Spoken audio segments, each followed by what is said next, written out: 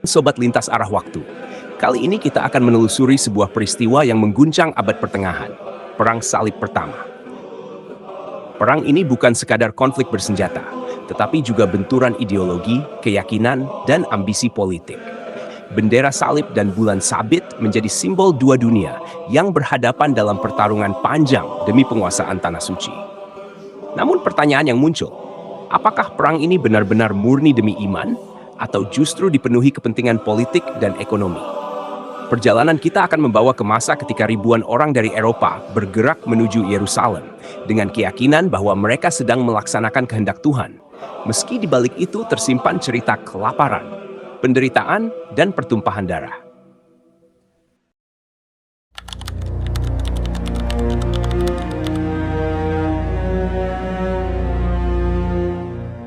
Menjelang akhir abad ke-11, Bizantium menghadapi ancaman besar dari dinasti Seljuk Turki yang terus memperluas wilayahnya.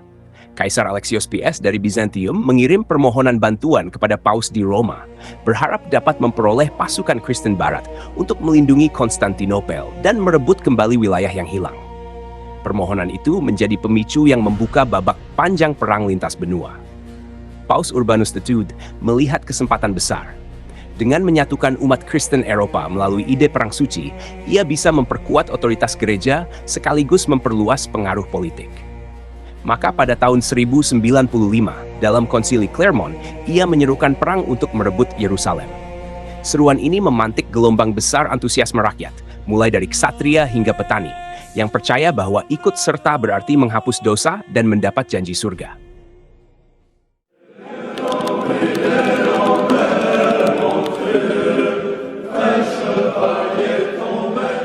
Respon terhadap seruan itu luar biasa. Ribuan orang meninggalkan kampung halaman mereka, meski banyak yang tidak memiliki pengalaman militer. Inilah yang disebut sebagai Perang Salib Rakyat, dipimpin tokoh-tokoh karismatik seperti Peter Sang Pertapa. Namun perjalanan panjang menuju timur penuh penderitaan, kelaparan, penyakit, dan penyerangan terhadap komunitas Yahudi di sepanjang jalan. Sebagian besar kelompok awal ini hancur sebelum mencapai Tanah Suci. Sementara itu, pasukan utama yang terdiri dari para bangsawan Eropa, seperti Godfrey dari Bouillon, Raymond dari Toulouse, dan Bohemond dari Taranto, berangkat lebih terorganisir. Mereka bergerak melalui Konstantinopel menuju Asia Kecil.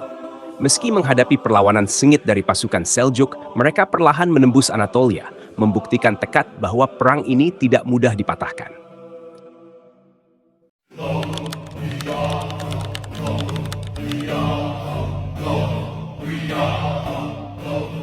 Satu peristiwa penting adalah pengepungan Antioquia pada tahun 1097. Kota ini memiliki posisi strategis, menjadi kunci jalur menuju Yerusalem. Pengepungan berlangsung berbulan-bulan, menimbulkan penderitaan luar biasa di kedua pihak. Kelaparan dan keputusasaan hampir meruntuhkan moral pasukan salib, tetapi akhirnya mereka berhasil merebut Antioquia setelah pengkhianatan seorang penjaga kota membuka gerbang. Kemenangan di Antioquia memberi dorongan semangat besar. Meski begitu, perjuangan mereka jauh dari selesai. Pasukan salib harus menghadapi serangan balasan besar dari Muslim, tetapi mereka berhasil bertahan. Antioquia menjadi basis penting bagi langkah berikutnya, bergerak menuju Yerusalem, kota yang sejak awal menjadi tujuan utama.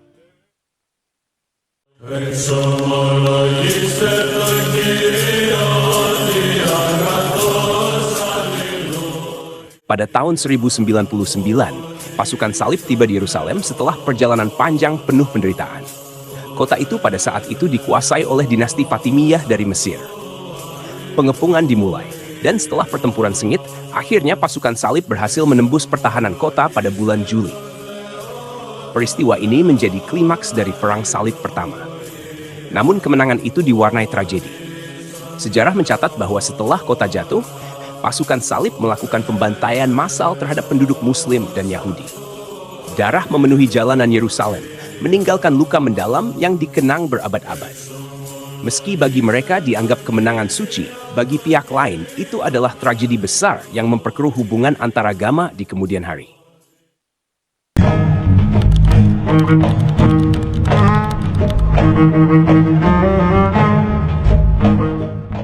Menghasilkan berdirinya beberapa negara Latin di timur, termasuk Kerajaan Yerusalem, County Edessa, dan Principality Antioquia. Bagi Eropa, ini dianggap sebagai bukti kemenangan iman. Tetapi bagi dunia Muslim, peristiwa itu menjadi pemicu kebangkitan perlawanan. Tokoh-tokoh besar Muslim di kemudian hari, seperti Zengi, Nuruddin, hingga Salahuddin Al-Ayyubi, lahir dari semangat membalas kekalahan ini. Warisan Perang Salib pertama masih terasa hingga kini. Ia bukan hanya perang perebutan tanah, tetapi juga perang narasi yang membentuk persepsi antara Timur dan Barat. Dari sisi lain, Perang Salib juga membuka jalur perdagangan, pertukaran budaya, serta mempercepat perkembangan Eropa. Namun pada akhirnya, perang ini tetap meninggalkan pertanyaan mendasar. Apakah kekerasan atas nama agama pernah benar-benar membawa kedamaian? Sobat Lintas Arah Waktu, Perang Salib pertama adalah cermin bahwa sejarah manusia sering diwarnai oleh keyakinan yang berpadu dengan ambisi. Dari lautan penderitaan itu, lahir kisah heroisme sekaligus tragedi yang hingga kini masih diperdebatkan. Jangan lupa untuk like, share, dan subscribe agar kamu terus bisa menyelami kisah-kisah bersejarah lainnya. Temukan makna dalam setiap peristiwa, karena sejarah bukan sekadar masa lalu, tetapi juga petunjuk untuk memahami masa depan.